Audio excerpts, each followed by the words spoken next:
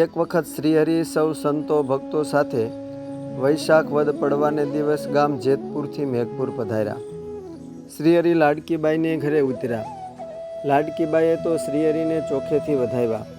પૂજન કરીને ઓવારણા લઈને ઢોલિયો બિછાવીને શ્રીજી મહારાજને વિરાજમાન કર્યા. હેતે કરીને 7 વાનરની સુખડી કરીને થાળ જમાડ્યો. ગામમાં સૌને શ્રીહરિ પધાર્યાની જાણ થતાં સૌ દોડીને આવ્યા અને દર્શન કર્યા.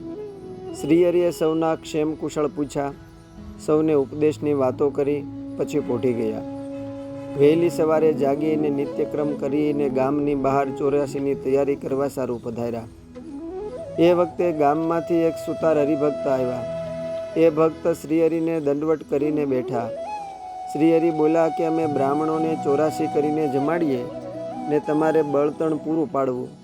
તમે જ્યાં સુધી બળતણ પૂરું પાડો ત્યાં સુધી અમારે બ્રાહ્મણોને જમાડવા.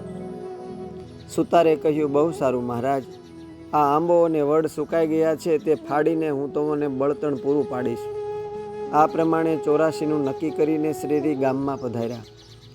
પીપલાણાવાળા બ્રાહ્મણ લાડકીબાઈ અને એમના દીકરી રૂકમાઈબાઈને શ્રીહરિએ કહ્યું કે રૂકમાઈ, તમારી પાસે કેટલી કોરી છે? અમારે 84 કરવી છે તો એ અમને આપો. આમ શ્રીહરિનું વચન સાંભળતા બેઉએ 10,000 કોરી રોકડી લાવીને શ્રીહરિના ચરણે આપી દીધી. શ્રીહરિએ એ જ દિવસે વંથલીથી ઘી, તેલ, ચોખા, દાળ, ગોળ તેમજ મસાલા વગેરે મંગાવ્યા.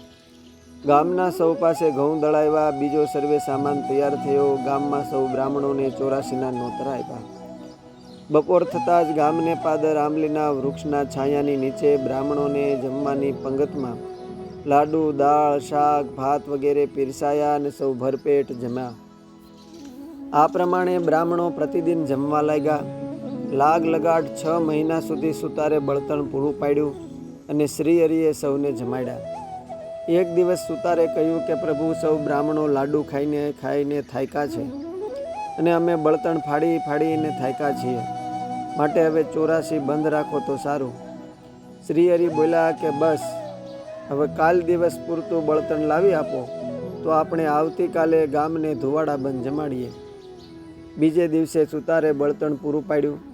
શ્રીહરિએ ગામ ધુવાડા બંધ સૌને આગ્રહ કરીને જમાડ્યું. સૌ જમીને તૃપ્ત થયા. સૌએ એક સાથે શ્રી સ્વામિનારાયણ ભગવાનની જય બોલાવી.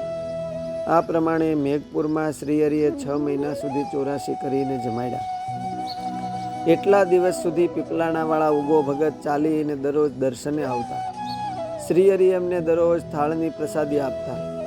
ઉગા ભગતને શ્રીહરિના આશીર્વાદે રાત્રિના અંધકારનું આવરણ નડતું નહીં.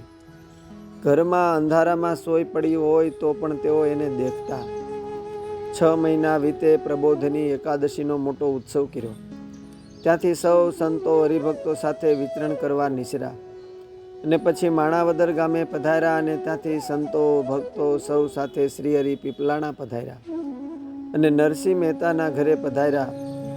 એ વખતે સૌ ભક્તોને દર્શન સ્પર્શનો અલૌકિક દિવ્ય લાભ મળ્યો. અસ્તુ. જય સ્વામિનારાયણ. પીપલાણા મહાત્મ્યમાંથી.